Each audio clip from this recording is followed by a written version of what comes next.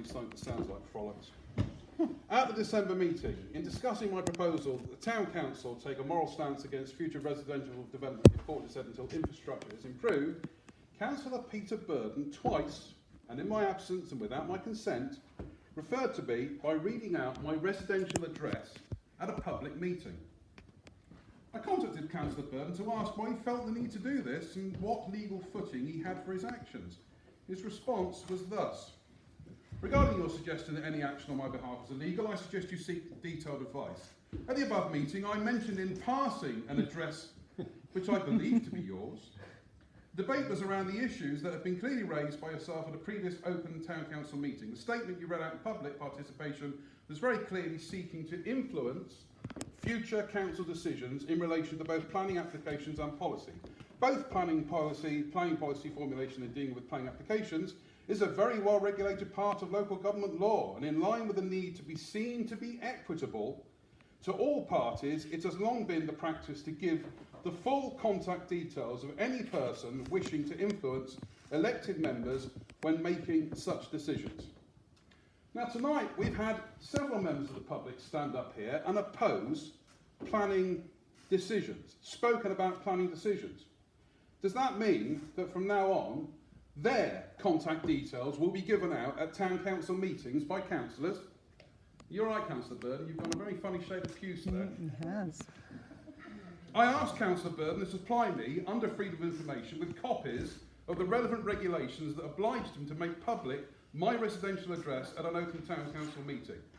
I also asked him to give the appropriate section number and subdivisions, if relevant, to enable me to locate the relevant clauses within legislation. I also asked him to supply copies of any relevant council policy, procedures or process that requires disclosure of said information in the manner he described. I also asked him to pass this request to the relevant council officer.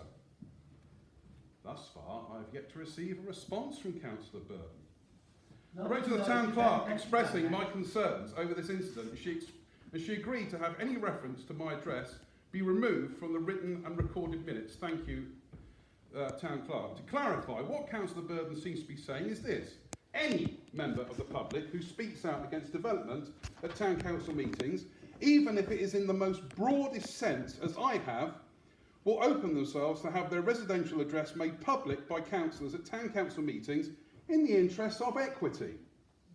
A generous cynic would suggest that such actions could be construed as trying to deter members of the public from speaking out.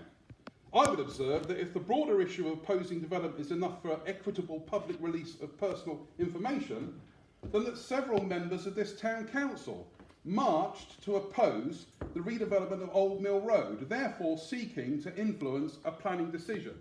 Would those councillors be happy to have their addresses read out at a town council meeting?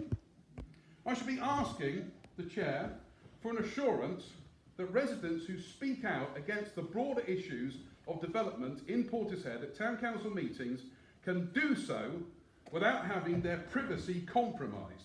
And I will also ask the chair, Councillor Cottrell, to speak with Councillor Burden to remind him of his responsibilities as a councillor so that there will be no repeat of this kind of incident in future. Councillor Burden, you had the opportunity to respond via email, you haven't. So whatever you have to say tonight, you can say it in an email. Well said, well thought. Shame on Mr. Burden. I have no intention to enter into any further email correspondence. It is quite clear the 1990 Town and Country Planning Act states objectors to planning applications cannot be taken into account if they're anonymous. Chairman, I took the view I did not state Mr. Mock's address. What I actually said was a resident of, I then went on to state the name, the address. I did not refer it to Mr. Mock.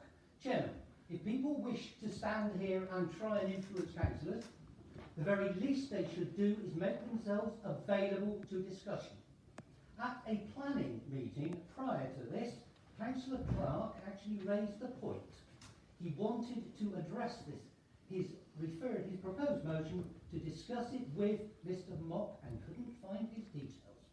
Chairman, if somebody wishes to try and influence an elected member of any council, I believe they should do it openly and allow people to get back to them. Right, Not I wish hide to by respond to that, anonymity. if you don't mind.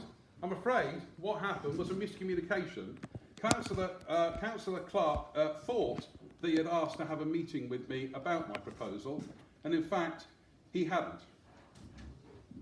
So I'm afraid on that basis, Councillor Burden, you launched a personal attack on me based on misinformation.